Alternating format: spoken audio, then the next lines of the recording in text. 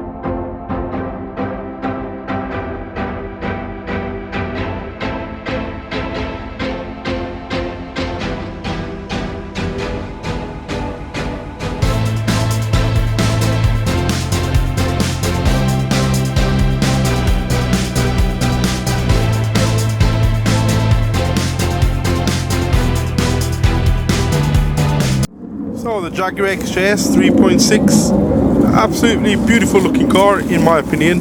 I know obviously after the E-Type Jaguar, the XJS was not very popular because the E-Type left such a big pair of boots to fill, but I've always absolutely loved this shape, and I think the design of it is light years ahead of where it was. I mean, this car was originally designed in 1970s and released in 1975, and they were produced up to 1996, which was under the Ford ownership after 1990 or 91, I think it was. But originally through Jaguar from 1975 onwards, and they were originally released as the HE model, pre-HE, sorry. And I always thought they were such a beautiful car. A friend of mine had one as I was growing up, and I always used to absolutely love it. And that's I think why I've always wanted to buy one for myself, and I've managed to get this one now, and it's a really nice example. So hopefully we'll be able to enjoy it, but we'll take it for a drive and see how it is. I mean, this particular car is in a Porsche chalk grey, which I mean, it's whether you like it, isn't it? I mean, I quite like the colour. Originally this car was bronze, and I wasn't very fond of the original colour looking at what it looked like, so I'm quite glad that the colour was changed to grey. And it features the 15-inch lattice wheels, which have been coated in black. I'm not overly fond of that. I mean, let me know what you guys think. I'm thinking of going back to silver with the wheels, but I think a lot of people have said to me they do look nice on this particular car with the grey, but I still think it'll look better in the silver. And this car features the front twin headlamps, which was more of a American design. I think the European cars all had the single headlights, but I quite like this twin headlight design as well, so I think I'm going to stick with that as well. I have got a set of the single headlights, so I have got the option of changing it back to the original ones, but I quite like these. So you know, let me know what you guys think. Comment in the comments below, like and subscribe. Thank you everybody for your support so far. We've hit over 1,000 subscribers, and hopefully we've got a long way to go yet, but we'll take this one for a drive now, and you guys tell me what you think of it. I absolutely love it, and I'm gonna have some good time in this one, along with the Rolls Royce, another classic to my collection. So we'll take it for a drive and see how it goes. Thank you. So, taking the XJS for a little drive now. It is a really nice car to drive. I mean, for what it is, you got to remember this car weighs in excess of 1.6 tons. So you're not going to get the power of sort of modern coupes, if that's what you're looking for. But for what it is, it's a nice classic cruiser, and in that respect it does go very well. I mean, personally I absolutely love it. I mean, I think it's such a nice car to now and again just pull out and take for a little drive without something. It's not as big and bulky as something like Rolls Royce, and it's not really small like some of those really smaller classics you can buy, like an MGB or something like that, because I'll always struggle in them kind of cars, you know. I mean, saying that, even in this, I mean, behind me you're not going to get anybody in because my seat is right to the back, and Jaguar somehow allowed the seat to go right to the back, and somehow there's still a seat there, so you won't even get kids in the back unless they put their legs sideways, because when I'm sitting in here with my seat all the way back, it's just about comfortable enough for me. And I don't know, these cars were obviously designed for sort of smaller gentlemen with small feet, size 7 feet maybe, because my size 12 feet just about fit in that footwell, and there's nowhere to rest your foot on the left side. Like normally in automatics there'll be a little area where you can put your left foot just to rest it, but in this they got nothing. But nevertheless, you know, it doesn't really hinder the driving experience too much. It's still quite a nice drive, and cruising around so nicely. It's really nice. You know, I mean, this current car's done 82,000 miles, which is not a lot really considering the age of the vehicle. And it does drive quite nice for what it is, and even power wise it's got as much power as you need really, but like I say, not the power of a modern vehicle, but still for what it is, it does go 7.8 seconds to 60, ain't bad really, and apparently it'll do a top speed of 144 miles per hour. I don't know how true that is, but I'm sure if they said it, it'll get close, but I don't even think I'd attempt it in this. But there you go, that is the figure they put on it. And otherwise, I mean, the interior of the car is very nice, it's very welcoming. Anybody who sits in this car absolutely loves it, because the seats are so sporty and the whole look of the car is so sporty. I can only imagine in the 80s somebody who bought this car, you know, how much sort of respect they would get for it, because it is genuinely such a beautiful car, and it shows you that this is the reason why Jaguar has always had that badge, because of cars like this, the quality of the refinements. You look in here, there's leather everywhere, there's leather and wood everywhere, there's wood grain on the dash, there's leather in the inlays, there's leather on the seats, on the centre armrests, even the gear stick here is so nice, the steering's all stitched leather. It's absolutely beautiful.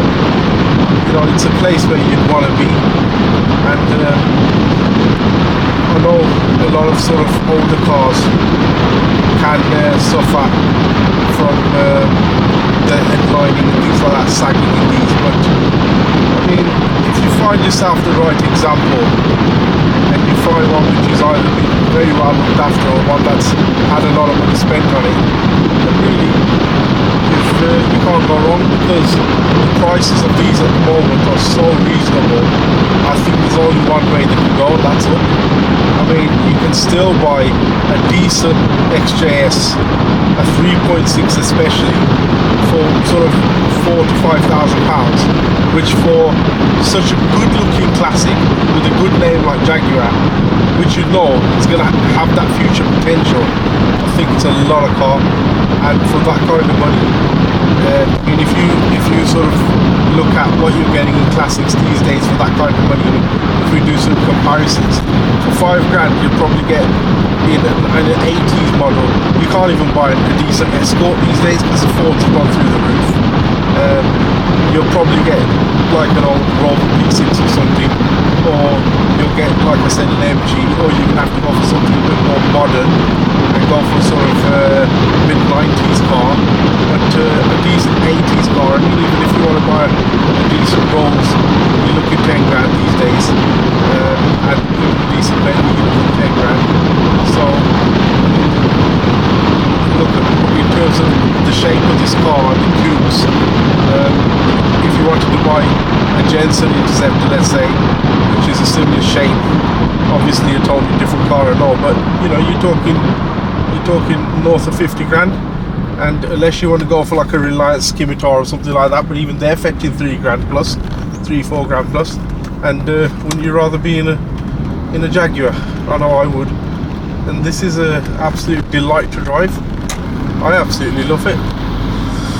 And you know, so I every now and then twitch to buy another car, so I was looking through it, I managed to find this one which has had a lot of money spent on it, and it's a very nice example, so I'm quite happy with my purchase. But yeah, if you've got any questions and anything you think, you know, let me know in the comments below. You do have to be quite particular with these, because they do tend to have a lot of corrosion, and they do suffer from a lot of electrical problems.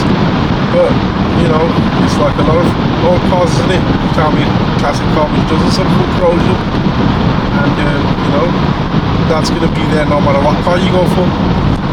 But generally, I would have this over a lot of Coupes from its era, so I think it's definitely a good pick of the choice. I mean, even if you compare it to something like a BMW 6 Series of the 80s, you're talking 12 to 15 grand for a decent running example, unless you're going to buy a complete sort of pile of crap.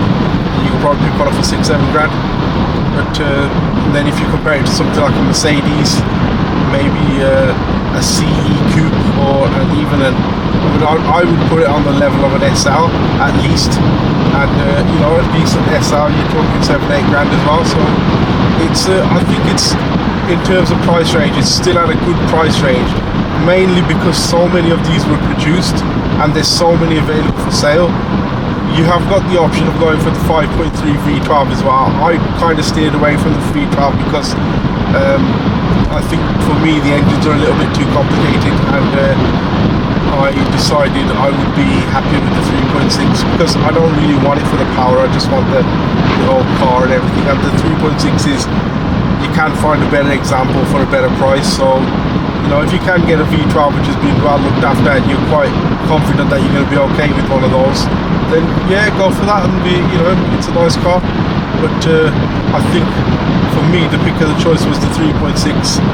You can get the 4-litre Celebration, which is slightly newer. The body shape, the bumpers changed, it's a bit more modern looking, but I think this sort of car, this era, just has that really nice classic look to it. And I must say, everywhere this car goes, people do comment on it, they do really like it. It's a car that a lot of people will stop and say to you, "Ray, that's a really nice car you got there," because it does look nice. And this paint job on this car in this chalk grey, it's a modern colour on a classic car, but still it's settled really well in my opinion, and it's really nice. In this car everything works, and you know, has good heaters, it has a trip computer, it has everything you need really, a nice rev counter on this side. And I know the dashes were modernised in more later models. These ones can look a bit old fashioned, but they still look nice, and everything's there, it displays everything you need it to display. Obviously they don't have any parking aid or parking sensors or anything like this, and I think in terms of mirrors and the view of this car looking backwards, it's very difficult when you're sort of trying to reverse into bays and things. So as long as you can get over that hurdle, really, if you're going in a straight line, it's mostly really nice. But it is also very low, so if you struggle from back problems and you're going to struggle to get in and out of the car, then I would say go and try one first, because they do actually sit quite low, and I do struggle getting out of it a little bit, but once you're in, and once you're out, you're out. So it's one of them. Most times I'm kind of rolling out. If there's a high curb next to me, I'm literally rolling out of the car, which is quite amusing to watch really, to be honest. But nevertheless, sometimes you have to sacrifice to enjoy these cars, and that's fine, it's not a big deal, but it is there. So just so that you know that if you need something a little bit more comfortable because of maybe you've got back problems or your age or something, then I think you should try one of these before you sit in it, because it's not comfortable for everybody. Once you're in it, it's very comfortable. Once you're sitting in the seat, it's lovely, and there's not a lot of adjustment in terms of steering wheel either. The steering literally just pulls out and in. That's all you can do with it. So realistically, you can't go up and down. It is where it is, kind of thing. And the seat does have a fair bit of adjustment. There's no up and down. You've just got back and forward, and then the backrest goes back and forward. So sort of one height really, if you like. But I don't think most cars of this era were just that really. I mean, most obviously if you're going for something a little bit more prestigious, then yeah, you will have that more adjustment in the seat base going up and down. But I think for these, they're like buckets really, these seats, but they are very comfortable. So I wouldn't say they're hard or anything. They are soft. It's very nice leather, and you can tell it's proper hide leather, nice chunky leather, not the really soft crappy stuff you get these days. And very well refined, this, very nice to drive. But you can see it's just cruising along, and that's how it is. Obviously I won't be doing any ecstatic movements in it, because that's not what it's for. it is genuinely a nice big cruiser, and that's what I enjoy it for. And the good thing about it is we can get the kids in here, can get the missus in, and we can go for a weekend away or something, and it's nice. I mean, my little one's only 3, so she will squeeze into that seat behind me, and my lad will sit on the other seat on the side, and they can put the legs on the side a little bit, and it's all good. And that's fine. But at least you have got those 2 extra seats. A lot of sort of coupes don't have those extra 2 seats in the back, so they are there. They got seat belts, so if you need to use them, you can use them, which is great. But yeah, generally drives very nice. I mean, we get a little stretch here. We'll push it a little bit just to see how it feels. And otherwise, I got no complaints really, to be honest. I'm quite happy with this one. I managed to find myself a decent example. And if you're looking for one and you want some, want some tips, let me know. Remember, with the earlier cars, they're inboard brakes. So let's push that a little bit. See, that's foot down now, and it does move. Before you know it, you're doing sort of 50-60 miles an hour, and brakes are equally as good. But like I say, yeah, they do have inboard brakes, and because the rear subframe sort of comes out of these complete, they corrode a lot on the radius arms and the bushes go on them quite a lot, and the radius arms, when they sit on the body, that area gets very highly corroded in the rear arches and things like that. So they're all things to look out for. But I will be doing a sort of a buying guide on this going forward, just to show you some pointers that if you are looking to buy one, things to look out for, and things that I looked out for, which obviously put me in the right direction. Yeah, let me know what you guys think in the comments below. I personally think it's an absolutely beautiful car, and I think it's a really nice car to drive, and I'm really enjoying it. I've had it for about 2 weeks now, and I think it's an absolute beauty and a delight. I mean, spins the wheels a little bit on pull off there. Yeah, it goes nice. Absolutely seamless with those gear changes. Absolutely beautiful. Some of these cars were made with manuals as well, when you get back boxes. So if that's what you prefer, then you can get it a manual. But I've always preferred the manual the auto boxes myself. But like I said, you can get them in a manual if you want to. But yeah, otherwise very nice car to drive. So what we'll do is we'll pull over in a bit, and then I'll show you the inside of the car, and let me know what you guys think. Like and subscribe to the channel. Yeah, so I mean, like I said, we've taken it for a drive now. I absolutely love this car, and I think if you're looking for an XJS, I think it's definitely a car that you shouldn't shy away from. I personally absolutely love it. I'll show you the interior of it now, see what you guys think. But like I said, like and subscribe to the channel, and hit that notifications bell, and you'll get the latest videos as soon as they come up. Let's check out this interior. See, these seats are absolutely very comfortable. They have that bucket shape to them. They're very comfortable, very nice, and very good leather. The rear seats, I mean, you can see with that seat now, I'll just show you quickly. That seat is sort of at a comfortable place where you've got plenty of leg room. That can really go forward a little bit more, but I mean, my seat is at about there, so you'd have to have really small legs to get in there. And that rear window is very small, so there's not a lot of vision through that when you're reversing or whatsoever. Nice little speakers tucked away there, a little bit of audio. Wood dash, and the inlays is very nice. Nice bits of chrome, really nice touches all the way around. You've got a small little glove box there. Doesn't hold a lot, but it's there.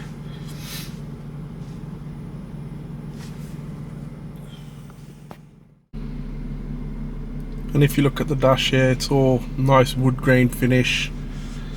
Originally this sort of inlay here would have been wood as well, but they were prone to cracking, so that's been covered in leather as well, which is quite nice. I love these sort of T-shaped gear sticks, and that nice Jaguar logo there which sets it off. Absolutely lovely, really. It's a beautiful design. And these steering wheels, they did have different variations of these steering wheels. And as you can see there, the instrument cluster is quite nice.